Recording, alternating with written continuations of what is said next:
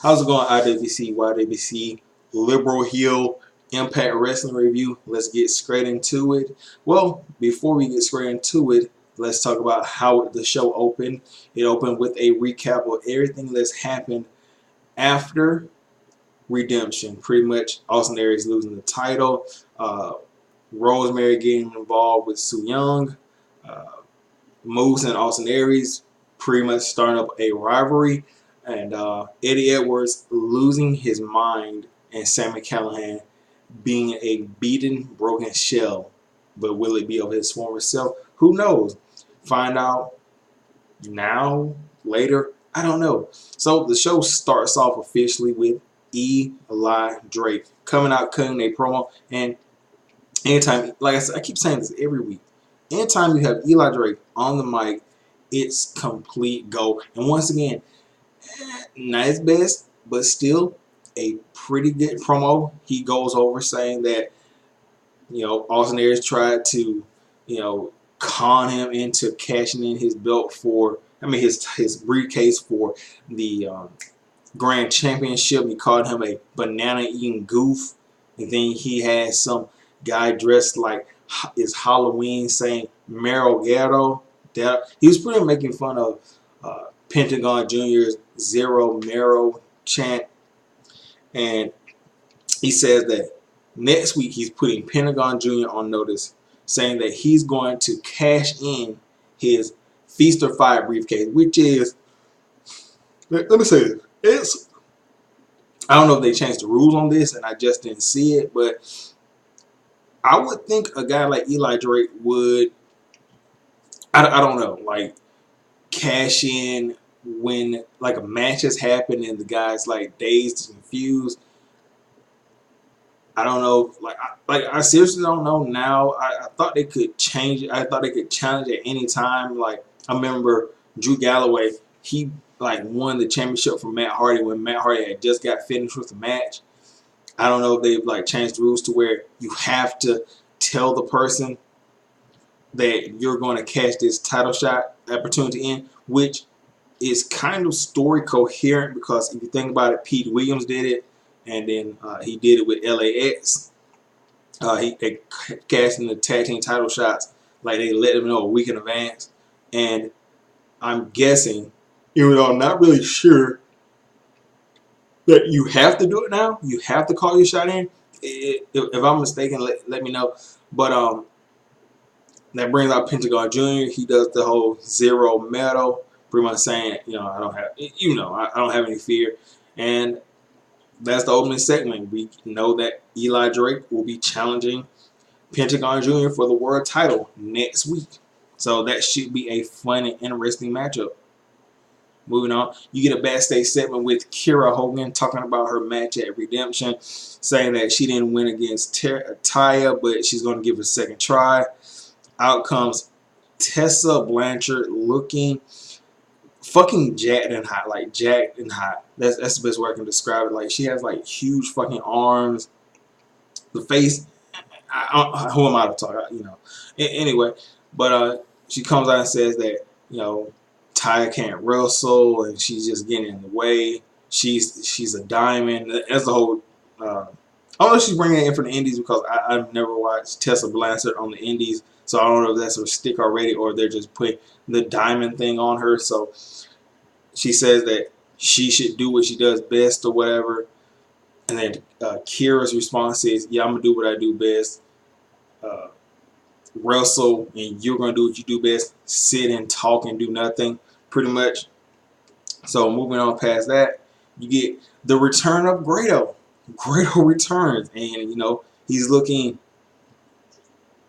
slimmer, maybe a little slim. He doesn't have like the gut hangover, pretty much.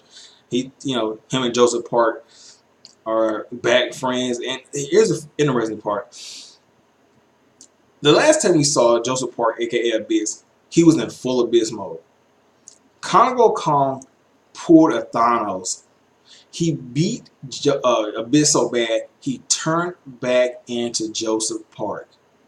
Think about that. Think about that's a major put over. Like, so most of the time when Joseph Park appears is like after a mist or like uh, a mass takeover or something like mass takeoff, a beatdown, a beatdown, like, and that was a massive beatdown. Anybody saw that match? Like Joseph Park, aka Abyss, had little to no offense in that match. So they're really putting over Kong with that statement just alone. Um, Austin Aries comes in and he says that look guys, look, I know you guys are worried about Pentagon having the title and then Eli Drake having a briefcase, but don't worry, I'm gonna beat those guys and take the company back. Pretty much taking full credit for the company going in a steady up climb and a better show, saying that hey, Impact's only doing good because Austin Aries is here. Pretty much playing the dickish, the Austin Aries we all want to see. Gordon asks if you want some jelly beans. Hell no, because the jelly beans are made of horses.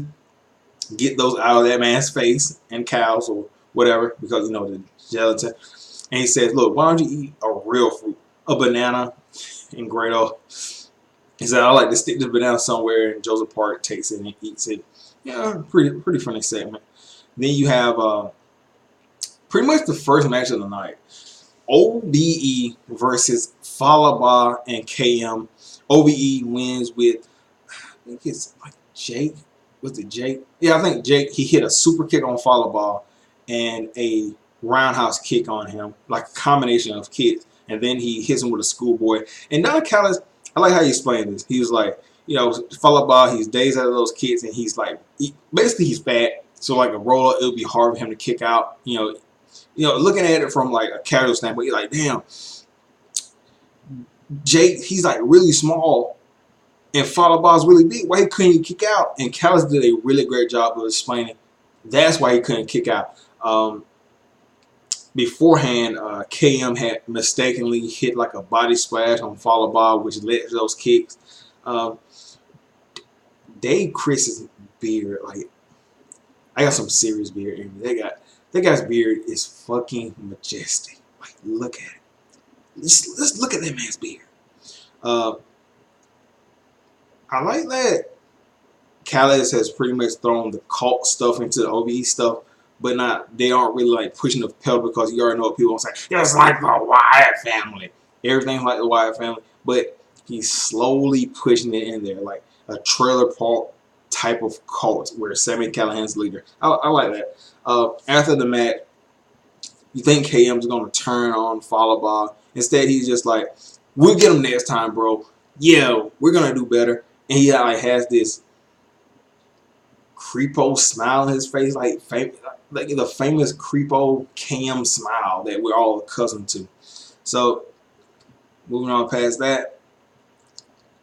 Oh yeah, you get Moose backstage, and Moose, he's talking about being Mr. Impact Wrestling and how he's been a top player. Was he a top player in the NFL?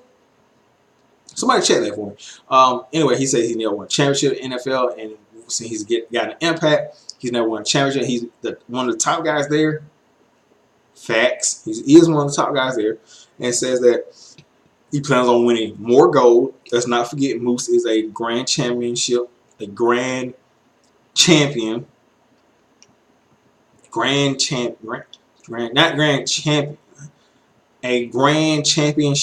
winner, not grand champion or whatever. Because anyway, you know what I'm saying. He said he plans on winning the world title, and in comes Jimmy J. Jimmy Jacobs. Oh man. Jimmy Jacobs says, yeah, this is cool. Yeah, whatever, bro. I don't know why you call yourself Mr. Impact Wrestling. You know what we did to the last guy named Impact. And Moose just isn't with the fuckery. So Jimmy Jacobs like, what the fuck do you want? You're too close. He pulls a dialogue. You're too close. You're in my camera. And he says, and Jimmy Jacobs says that, look, I just want you to fight my monster. And Moose is, pretty much saying, I don't care. I'll fight him. Bring his big ass next week. So next week, not only are we getting Pentagon Jr. versus Eli, we're getting Moose versus Congo. I smell a good television show, but that's just me. Then you have a rematch from Redemption. Kiera Hogan versus Taya Valkyrie. Let me say this. This match was way better than their Redemption match. I don't know, maybe because that match was like just basically thrown on there at the last minute and they didn't have time to prepare. But with this one, it felt a lot better, even though um, Taya still controlled most of it. Taya got her shit in, and she didn't look as out of place as she did at Redemption. So Taya, she gets like what do you say, head scissors to the outside, and there's a scuffle outside. Kiera Hogan's on the ring apron. She gets an advantage over Taya, and Taya, she's like close to the ring steps, and pretty much, how can I explain this? Kiera Hogan's on the apron on the outside, and she takes Taya's head and like forces it down like pretty much a curb stomp on the steps from the top of the apron, and she knocks out. Referee's checking on her, and out and plays Tessa Blanchard's music, which sounds pretty good. I mean, I don't know if it's like a local artist, but it's some money behind that theme song, so which tells you they're going to be putting some time and effort behind Tessa Blanchard. So Tessa Blanchard comes out and she fights Kiera Hogan. Eventually gets the advantage over her, ramming her back into the guard post, or not ring, the ring post. Gets in the ring, hits the hammerlock DDT. I guess that's her finisher. And I think she also has a finisher called, if I'm not mistaken, the Magnum, which is pretty much a top rope code breaker, lung blower, whatever. I guess she won't use that until she's faced, or she might use that here. Who knows? Who knows? But yeah. So she leaves, and look, I know. People have pointed this out. Why didn't they ring the bell? Tessa Blanchard attacked Kiera. If you know it, why would they have to do that? And then the referee's like distracted with Kiera, with Kiera, but Taya, and they cut the commercial. They didn't say like, "Hey, clear cut winner" or whatever. You know, the match has ended. Even if you're a casual, you would know, hey, this match has ended. Yeah, I'm pretty sure that Taya won, or was it Kiera? Maybe Kiera won. Yeah, I would think Kiera won because, hey, she's the one that got attacked. But hey, whatever. And if they screwed that up, bad impact. Bad impact, but whatever. So, moving on, you have a Brian Cage like promo where he's like walking slowly, supposedly listening to this slow, ominous like rock, and they're showing off his highlights and stuff. Pretty much, a showcase of Brian Cage. And they cut to this match. Let me talk about this match. Let me talk to you.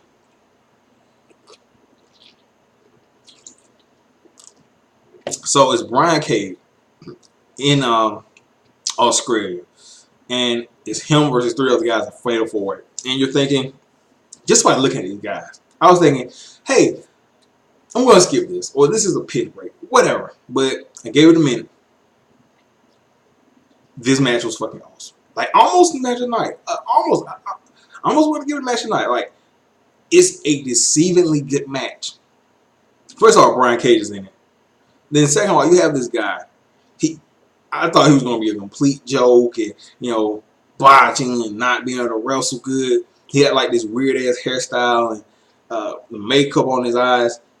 He was the best part of the match. He had like charisma. He had personality. He had innovative offense. Like, he did something where like he like grabbed the guy's nose, pulled him out, or lured him out, hit an uppercut, and then he hit like a senton, but he did a handstand with that shit and hit the guy had an awesome moveset. I forgot his name. It was some kind of weird name, but watch this match. And then you had the other guys who were getting their shit in too, and it wasn't like a jobber match where Brian Cage was just throwing bodies around. No, actually really good wrestling, combination wrestling. Um, but way better match than you would think. If these guys were like completely unknowns, still maybe completely unknowns, but for this one time, man, did they showcase their talents. Like this, especially that guy. That we need in wrestling. Innovation, personality, and damn, that guy. That guy did an excellent job of that. But in the end, Brian Cage ends up winning with a drill claw on, I think it was Slicks. Yeah, it's the Slicks guy. I think he won with the drill claw on that. Anyway, then you get look. I know by now. If you're a wrestling fan, you're sick to death of 6-man tag, 4-man tag, 10-man tag. But let me say this. Let me make a case. And yes, this was a car crash match. Yeah, I know all things you're gonna say. The moves in this match, fucking incredible and need to be seen. I'm just gonna say this. The ending, DJZ hits a rolling ZDT onto Aerostar from the second rope. Whatever. Andrew Everett, hits a fucking moonsault from the top rope and touches his toes while hitting the fucking moonsault.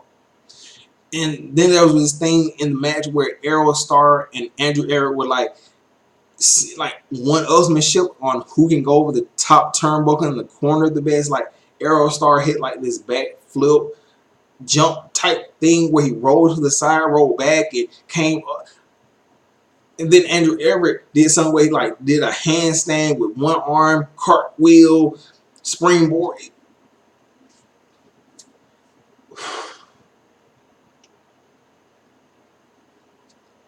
Excellent match. Like I don't know which one to choose between that or the Brian Cage.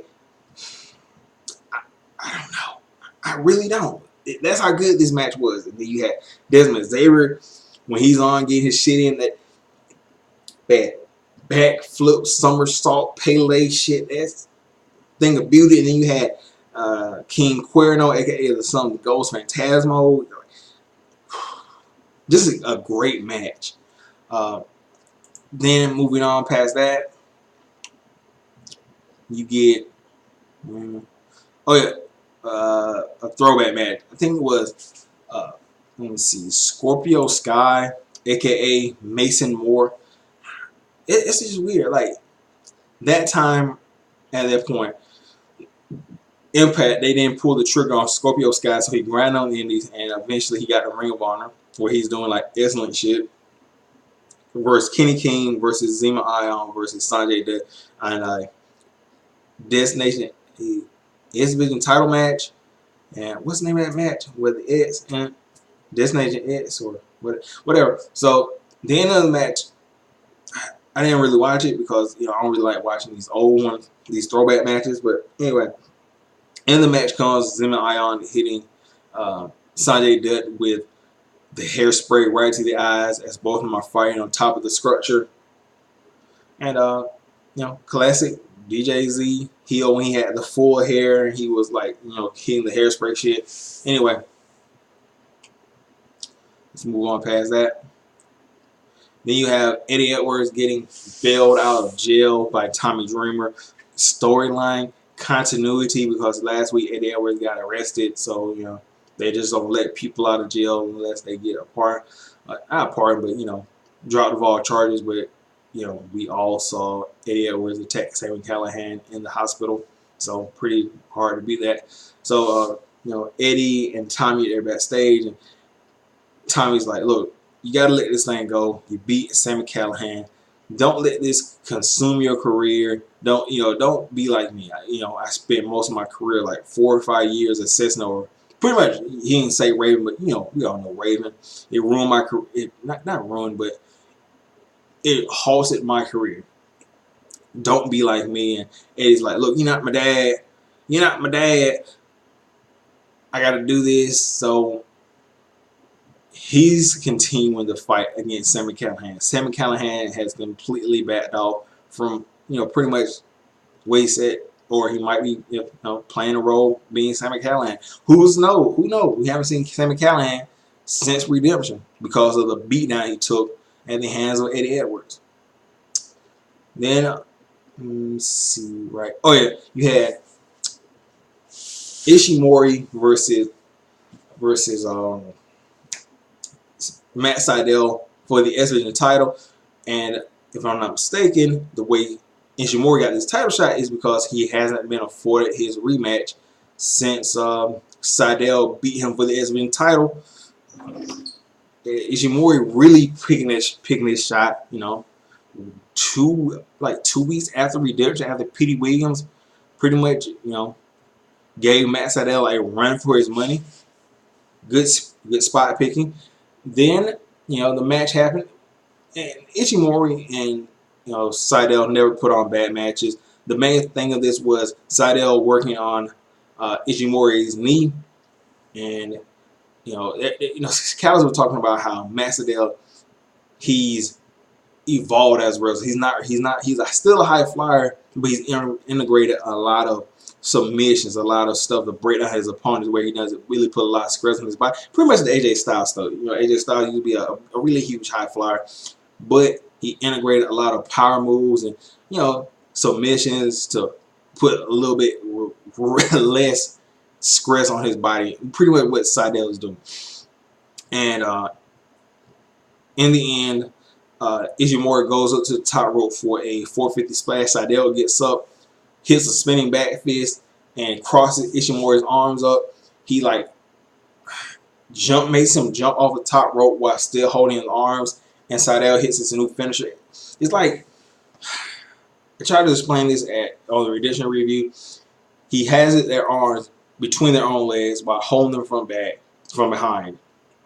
He flips them, and while they're in the air, flip completely on their head, he drives them down tombstone style, and pits of the victory. 1, 2, 3. I don't know what he calls that new move, but it's like using your own momentum against you, and then you just hit a tombstone, which is pretty innovative. I don't think anybody else is using that. So you don't now. Matt Sydal finally has a out of nowhere move, because pretty much with Matt Sydal, how he wrestles, he can slide in, get your arms, and hit that move. I'm just thinking of stuff. He can get y'all, like we've seen the top rope just tonight.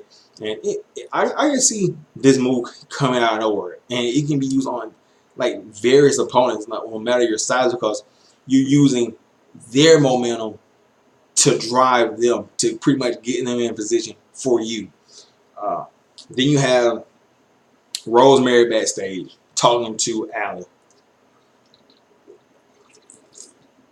And Rosemary's like, look, don't come out there. Don't do it. We got to fight Su Yung by ourselves. No matter what happens, don't come out there. So Su Yung comes out. Rosemary comes out. They brawl. The match really doesn't even happen yet. And Su Yung gets the better of Rosemary, hits a panic switch on the outside. Outcome, Su Yung commands the undead brides to come out, and they bring a casket. Out comes Allie, who beats up Su Yung, and Rosemary's like, look, why did you come out here? I told you not to come out here. Don't get out of here. You're gonna cause some trouble. Get out of here, crazy kid. Rosemary warns Allie of the attack, but Su Yung attacks Allie, and then the undead brides take control of Allie, and Rosemary and Su Yung battle for a little bit longer. Rosemary eventually gets the upper hand, grabs a kendo stick, and while Su Yung is backing up, she lures Rosemary in, hits the red mist on Rosemary, and then hits the panic switch off of the top of the stage through a table to Rosemary, picks up Rosemary, puts her on the stage again, and then she has I think it was two of the bridesmaids drag Rosemary to the coffin, and she puts Rosemary into the coffin, and that's how the show ends. So you see where they're going right here. Su Yung is not done with Allie, and the casket thing, there's going to be a casket match between Ali and Su Yung, and it's going to be for the world title. I'm just putting the pieces together, people. She just bringing out the casket every week. She's it's not for decoration. She wants to use it, and if I'm not mistaken, this would be the first time women would be involved in a casket match if this comes to light. So pretty solid show to me. Tell me your thoughts in the comment section. Got my Twitter link. Got the Wrestle Talk Media Facebook thing down below. So you want to talk wrestling with a group of guys who like to talk wrestling, join the Facebook group. Anytime you want to talk to me on the Twitters during wrestling, do that. But anyway, I'm going to get out of here. I'm going to catch you guys later. Peace out.